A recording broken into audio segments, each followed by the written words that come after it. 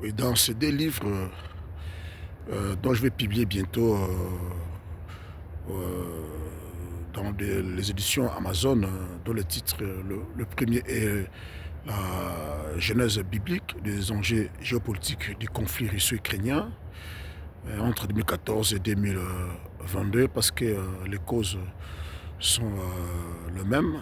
Et le deuxième titre, c'est la géopolitique explosive au Grand Moyen-Orient.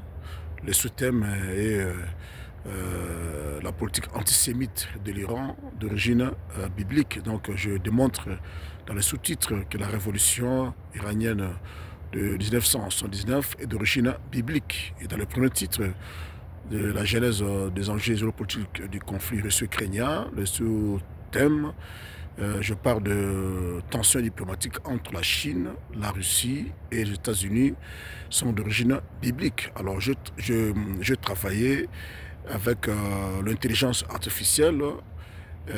Elle a été sous mon contrôle, sous ma direction, parce que l'intelligence artificielle a ses capacités et aussi ses limites. Donc, je détectais des erreurs. Si, si vous ne contrôlez pas l'intelligence artificielle, donc moi et elle, tous deux, allaient tomber dans des déviations. Donc, j'ai à contrôler l'intelligence artificielle pour corriger là où il y avait des erreurs. Et c'est comme si c'était une sorte de partenariat. Nous sommes complétés et je fais un bon travail. Vous allez découvrir que l'histoire de l'humanité a été écrite à l'avance par la main propre de Dieu lui-même qui a transmis le texte aux prophètes juifs qui, à leur tour, à nous présenter en grande ligne essentielle, bien qu'ils n'avaient pas de nomenclature moderne pour exprimer réellement des faits géopolitiques marquant notre époque. Ils se sont débrouillés selon le dialecte de leurs époques pour nous communiquer la géopolitique mondiale d'aujourd'hui sous forme de manuscrits. Moi, je ne fais que développer. Donc, c'est très important de lire ces livres qui vont sortir le 2. Vous allez comprendre que le livre prophétique est la partie littérale de faits géopolitiques marquant notre époque, qui constitue la partie matérielle, la partie physique. Donc aujourd'hui, moi je pense que le livre, la Bible doit sortir de son cadre purement évangélique dans le cadre de l'Église pour devenir un outil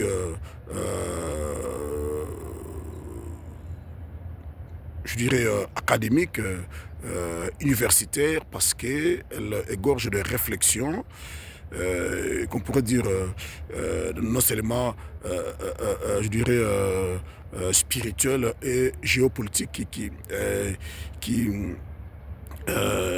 qui peuvent permettre à l'intellectuel de bien gérer, par exemple, un pays. Vous voyez, donc aujourd'hui, je me dis, si j'étais à la table ronde pour la RDC, la République démocratique du Congo, j'allais, sur ma compréhension aujourd'hui de la prophétie de l'écriture par rapport aux faits géopolitiques, j'allais conseiller à Lumumba, Kasavubu, de retarder l'indépendance de la RDC à l'époque Congo-belge jusqu'en 1985.